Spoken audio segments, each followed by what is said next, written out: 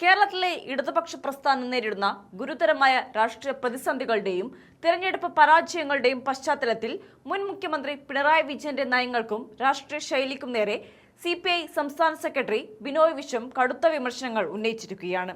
തൃശൂരിൽ വെച്ച് നടന്ന EMS സ്മൃതി സമ്മേളനത്തിൽ MA ബേബിയുടെ സാന്നിധ്യത്തിലായിരുന്നു ബിനോയ് വിശ്വം പിണറായിയുടെ നിലപാടുകളെ കടുത്ത ഭാഷയിൽ വിചാരണ ചെയ്തത്. പിണറായി വിജയൻ പറഞ്ഞ അവതാരങ്ങൾ അടുത്തേക്ക് വന്നോ അകത്തു കയറിയോ സ്വാധീനിച്ചോ എന്ന് പരിശോധിക്കണം. ഈ അവതാരങ്ങളെ അകറ്റിയേ തീരൂ. ഇങ്ങനെയായിരുന്നു അദ്ദേഹത്തിന്റെ പ്രസ്താവന. ഇത് പിണറായിയുടെ രാഷ്ട്രീയ ശൈലിക്കേറ്റ കനത്ത പ്രഹരമാണ്. തന്റെ ഭരണകാലത്ത് വലിയ അവകാശവാദങ്ങളോടെ പിണറായി വിജയൻ മുൻപ് പ്രസ്താവിച്ച അവിശുദ്ധ ശക്തികളായ അവതാരങ്ങളെ അകറ്റി നിർത്തുന്നതിൽ അദ്ദേഹത്തിന്റെ നേതൃത്വം പൂർണ്ണമായും പരാജയപ്പെട്ടു എന്ന യാഥാർത്ഥ്യമാണ് ബിനോയ് വിശ്വത്തിന്റെ വാക്കുകളിലൂടെ പുറത്തുവരുന്നത്.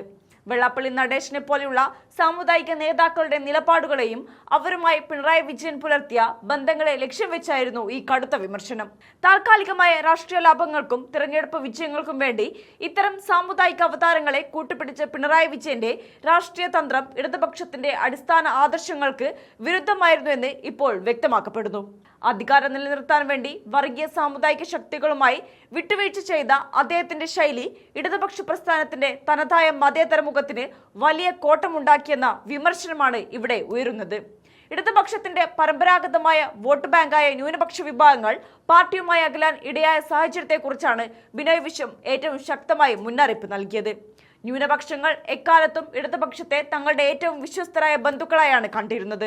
അവർ ഫാസിസ്റ്റ് വിരുദ്ധ പോരാട്ടങ്ങളിൽ എപ്പോഴും ഇടതുപക്ഷത്തിന് ഒപ്പം ഉറച്ചു നിന്നിരുന്നു. എന്നാൽ താൽക്കാലിക ലാഭങ്ങൾക്കായി കടന്നുവരുന്ന സാമുദായിക അവതാരങ്ങൾ ഈ ന്യൂനപക്ഷ ജനവിഭാഗങ്ങളെ ഇടതുപക്ഷത്തിൽ നിന്നും റാഞ്ചി കൊണ്ടുപോകില്ലെന്ന് അവരെ ബോധ്യപ്പെടുത്താൻ പിണറായി വിജയന്റെ നയങ്ങൾക്കോ അന്നത്തെ ഭരണകൂടത്തിനോ സാധിച്ചില്ല.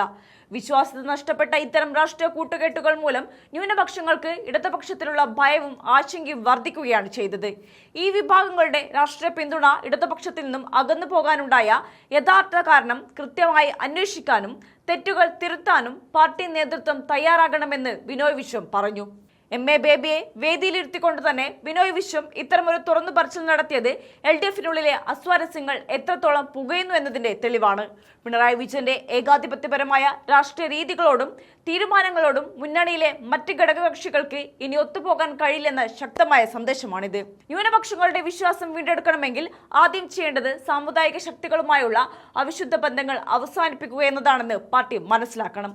സ്വയം വിമർശനത്തിന് തയ്യാറാകാതെയും താഴെത്തട്ടിലെ യാഥാർത്ഥ്യങ്ങൾ ഉൾക്കൊള്ളാതെയും മുന്നോട്ട് പോയതാണ് ഇടതുപക്ഷത്തിന്റെ കേരളത്തിൽ വലിയ തിരിച്ചടികൾ സമ്മാനിച്ചതെന്ന കൃത്യമായ മുന്നറിയിപ്പാണ് ബിനോയ് വിശ്വം നൽകുന്നത്.